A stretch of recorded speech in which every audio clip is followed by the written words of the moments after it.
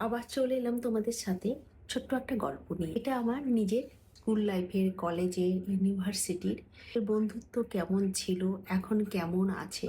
এটা মানে যারা আমার স্কুলে ছিল, কলেজে ছিল, ইউনিভার্সিটিতে ছিল তাদের গল্প। তাদের সাথে আমার বন্ডিং কেমন এখনো, কিন্তু আমাদের মধ্যে ঝগড়া লেগে থাকতো, কখনো কখনো তর্ক হয়েছে, মানে কি হয়নি আমাদের মধ্যে সবকিছুই হয়ে। তো যাই হোক, আজকে আমি গল্পটা শুরু করি, তোমাদেরকে বলি। তিনজন খুব বন্ধু, মানে আমি, আমার দেবলীনা বলে একজন বান্ধবী, আর অনিশা, আমরা তিনজনই ভীষণ ভালো বন্ধু। কি বলতো, আমাদের তিনজনের মেন্টালিটি একদম আলাদা। আমি একটু একটু বলবো না, আমি বরাবরই একটু রাগী। মানে এটা আমার মধ্যে আছে। আর দেবলীনা ছিল একটু শান্ত গোছের, আর অনিশা ছিল একটু সাই নেচার। মানে ও আহ, রাখতো, কিন্তু ওটা সে কখনো প্রকাশ করতো না, নিজের মধ্যেই রাখতো। আর দেবলীনা ছিল রেগে গেছে তাহলে তোমাকে এসে ঝগড়া করবে, তোমার সাথে তর্ক করবে, তোমার সাথে চুলোচুলি করবে।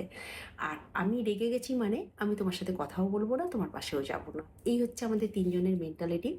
আমরা তিনজন, মানে তিনজনকে ছেড়েও থাকতে পারতাম না। কি বলতো, পড়াশোনা আমার করতে কোনোদিনই ভালো লাগতো না। অনিশা হচ্ছে সারা বছর পড়তো, আর দেবলীনা আর আমি পরীক্ষার ঠিক 1 থেকে 2 মাস আমরা পড়াশোনা করতাম, মানে যতটা না পড়লে নয় ততটা। আমার মধ্যে প্রথম থেকে স্টাইল, আমার মধ্যে প্রথম থেকে ফ্যাশন, আমাদের মধ্যে প্রথম থেকে নাচ গান, মানে এইগুলো আড্ডা, এগুলো আমার মধ্যে প্রথম থেকেই ছিল। আর দেবলীনা স্টাইল করতো, সবই করতো, কিন্তু ওর মধ্যে হ্যাঁ ঠিক আছে সব হবে এরকম ব্যাপারটা। আনিশা পুরো সাই নেচার, ও পড়াশোনা করতো, ও নিজের মধ্যে থাকতো, ও স্টাইল করতো, সবই করতো, কিন্তু পড়াশোনাটা ওর মেন প্রায়োরিটি ছিল। যাই হোক, এবারে আমার সত্যি কথা, প্রথম কথা কি বলতো, আমার কোনোদিনই ইচ্ছে ছিল না আমি চাকরি বাকরি করবো বা বিশাল কিছু করে যাব। যাই হোক, আর একটা কথা বলি, আমাদের বন্ধুত্ব প্রথমে যাই ছিল এখনো কিন্তু তাই আছে। মানে যেখানে শেষ করি সেখান থেকে আবার স্টার্ট করি। তো আমাদের মধ্যে মনোমালিন্য হয়নি তা নয়, আমাদের মধ্যে তর্ক হয়নি তা নয়, আমাদের মধ্যে ঝগড়া হয়নি তা নয়। আমার সাথে দেবলীনার পাগলের মতন ঝগড়া হতো, কারণ আমি প্রচণ্ড রাগী, আমি প্রচণ্ড মাথা গরম হয়ে যায় আমার। সত্যি কথা, আমি নিজেকে চুপচাপ করে সরিয়ে নিই। আর দেবলীনা কি করবে, তোমাকে যতটাই হার্ট করবে ততটাই তোমার সাথে এসে পাগলের মতন চিপকে রাখবে। মানে ও তোমাকে বকলো, আবার তোমার সাথে আসবে, তোমাকে মানে কথা বলতেই হবে ওর সাথে, ওর কাছে তুমি রেগে থাকতেই পারবে না। আর কোনো তর্কতে বা কোনো ঝগড়াতে যদি তুমি কথা না বলো, আমিও কোনো কোনো সময় কথা বলতাম না, চুপচাপ থাকতাম। আমি আমার ভালোই লাগতো না। তো ও কি করবে, ওর মাকে পাঠিয়ে দেবে, মা তুমি যাও, শান্তি কি হয়েছে দেখো, আমার শান্তি আমার সাথে কথা বলছে না, আমার ভালো লাগছে না। কাকিমা আসতো, কাকিমা এসে বলতো, এই তোরা এরকম কেন করছিস, বাবার কথা বল, তোরা তোকে কত ভালোবাসে, তুই এরকম করে ওকে করিস কেন। আর আমি কি হয়, রেগে গেলে আমি কখন কোথায় কাকে কি বলবো আমি নিজেও জানি না। আমি চুপচাপ থাকবো, কিন্তু আমাকে যদি কেউ ইরিটেট করে তখন আমি কাকে কখন কি বলি আমি নিজেও জানি না। এটা যাই হোক, এটা আমি প্রথমে আমার খুব হতো, এখন আমার ওইটা অনেকটা কন্ট্রোল আমি করেছি নিজে থেকে। এখন পরিস্থিতি অনেক কিছু শেখায় না, এক্সপিরিয়েন্স আর এক্সপেরিমেন্ট দুটোই মানুষের জীবনকে অনেক কিছু শেখায়। যেটা হয়তো ছোটবেলায় আমি বুঝতাম না, যে এতটা মাথা গরম করা উচিত না, কারোর উপর রেগে যাওয়া উচিত না, সেটা আমি আগে হয়তো এখনো বুঝেছি, রিয়েলাইজ করেছি, আগে হয়তো রিয়েলাইজ করতে পারিনি, তখন ছোট ছিলাম, ইম্যাচিওর ছিলাম। যাই হোক, এই হচ্ছে আজকে আমাদের বন্ধুত্বের গল্প। আমরা 3 বন্ধু এখনো ভীষণ ভালোবাসি আমরা, এবং আমাদের বন্ধুত্ব এখনই একদম একই। এবং আমরা কলকাতা শহরে কত রাস্তায় আমরা কত মজা করেছি, কত কিছু করেছি, কিন্তু আজ পর্যন্ত আমরা 3 বান্ধবী এখনো জানি যে আমরা তিনজনেই একসাথে ছিলাম, এবং আমাদের মধ্যে কোনো প্রবলেম বা কেউ কোনো খারাপ কথা কেউ কখনো বলতে পারবে না। এবারে আমরা স্কুলে পাস করলাম, স্কুল করে এবারে কলেজে গেলাম, কলেজেও ওখানে পাস করলাম, কলেজ পাস করে ইউনিভার্সিটিতে গেলাম। আমাদের মধ্যে আমি, দেবলীনা, অনিশা, আমরা তিনজন রবীন্দ্র ভারতীতে পড়তাম। কোথাও গেলে আমরা দুজন একসাথে যাব, কখনো কখনো অনিশাও আমাদের সাথে যেত, আমাদের সাথে যেত না তা নয়, মানে এরকমই থাকবো। কিন্তু অনিশার মধ্যে একটা ব্যাপার ছিল, ওর প্রথম থেকেই টার্গেট ছিল ও চাকরি করবে, স্কুল টিচার বা কিছু কলেজের প্রফেসর বা কিছু একটা, ওর মানে ওর প্রথম থেকেই টার্গেট ছিল।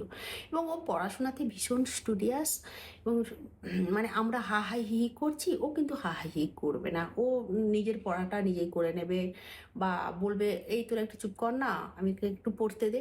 আমরা তখন ওকে আবার বলবো, বেশি বুঝে গেছে, সারাক্ষণই পড়া পড়া, বাবা রে বাবা এত পড়া কে পড়ে।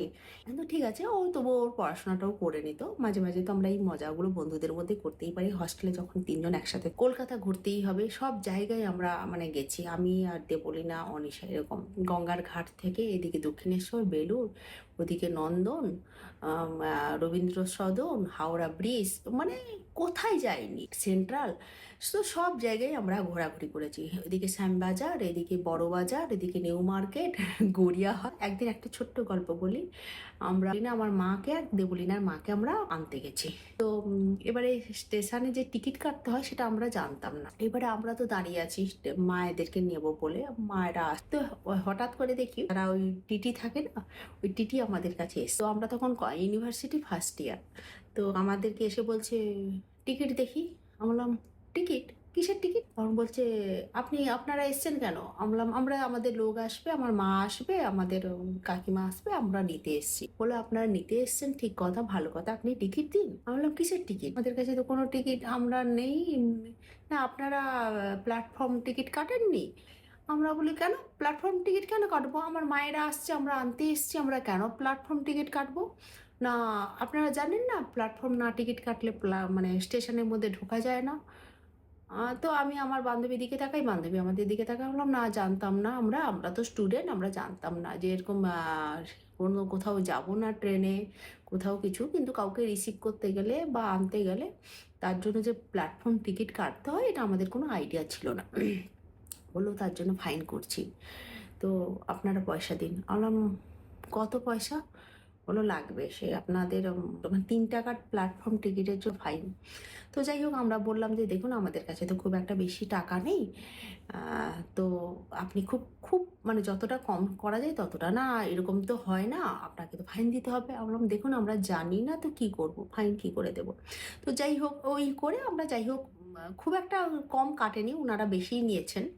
যাই হোক এখন আমাদের ভুল ছিল, আমরা জানতাম না, মিস্টেক আমাদের। তো এই হচ্ছে আমাদের ছোট গল্প। জানুয়ারিতে বিয়ে হয়েছে, আমি চলে এসেছি পানিপথ 2010-এ। আর দেবলিনার বিয়ে হয়েছে মে জুনের দিকে, ওর বিয়ে হয়েছে 2010-এই, বিয়ে হয়েছে ইউএসএতে, ও এখন ইউএসএতে থাকে। আর অনিশার বিয়ে হয়েছে 2012-এ, ওর বিয়ে হয়েছে। ও বিয়ে করেছে একটা বন্ধুকে, মানে ওর ক্লাসমেটকে। আর আমার আর দেবলিনার মেনলি অ্যারেঞ্জ ম্যারেজ। অনিশা এখন মেনলি টিচার, স্কুলের টিচার, ও হচ্ছে সংস্কৃতের স্কুলের টিচার। আমাদের তিনজন বন্ধুর গল্প। আমরা তিনজন খুব মস্তি করেছি। মেনলি কি বলতো, মানুষের জীবনের একটা এক্সপেকটেশন থাকা উচিত। তোমাদেরকে আছে এই গল্পটা বলার কারণ হচ্ছে কি, প্রথম কথা হচ্ছে আমার জীবনের লাইফের কোনো এক্সপেকটেশন ছিল না, মানে আমাকে চাকরি করতে হবে, আমাকে একটা দাঁড়াতে হবে, আমাকে সেটেল হতে হবে, এই ব্যাপারটা আমার প্রথম থেকেই ছিল না। আমি সারা জীবনই নাচ গান, গল্প করা, আড্ডা মারা, স্টাইল করা, এগুলোই আমি সারা জীবন ভালোবেসেছি। তো পড়াশোনাটা হয়েছে আমার বাবার জন্য, যত মানে না করলে বাবা প্রচণ্ড রাগারাগি, ঘরে অশান্তি করবে, তার জন্য আমাকে করতে হওয়া। কিন্তু সেই তুলনায় আমার ভাই বোন, আমার দিদি সবাই ভীষণ এস্টাবলিশড, ওরা সবাই চাকরি করে, একমাত্র আমি চাকরি করি না।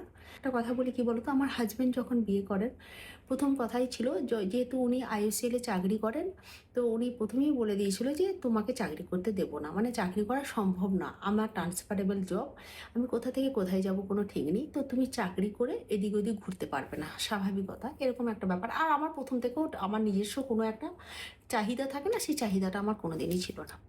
যাই হোক এটাই হচ্ছে কথা। আজকে বিয়ের পরে আমার একটা কখনো মনে হলো যে আমার বাড়িতে ফ্যামিলিতে সবাই এস্টাবলিশড, আমার ভাই, আমার দিদি, আমার বোন, আমার ভাইয়ের বউ, আমার মানে জামাইবাবু, বোনের বর, সবাই ভীষণ ভীষণভাবে এস্টাবলিশড, একমাত্র অনলি মানে আমি, একমাত্র আমি কিছু করি না। এখানে আমাদের বিভিন্ন জায়গায় প্রোগ্রাম এসে আমি নাচের মধ্যে থাকি, তো এইটাকে আমি তখন ভাবলাম যে এই নাচটা যখন আমি এত ভালোবাসি, নাচটা রেগুলার করে নাচটা দিই।